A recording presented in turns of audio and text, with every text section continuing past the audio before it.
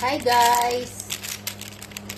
Nagluto ako ngayon ng machibus.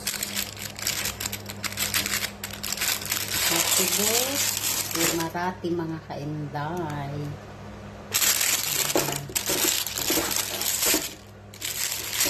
Puro Thai and leg ang aking nilagay. Ibang ano po ito mga kainday ha. Yung machibus natin. Dalawang klase yung niluluto ko mga kainday. Yung iba dito ay, yung isa dito nilalagyan ko ng adas. At saka hindi ganito yung procedure ko mga kainday. Tapos ito ay Imarati. Machibus Imarati mga kainday. So ayan. Yan po ang ating niluto ngayong araw mga kainday. Kumakain ba kayo nito?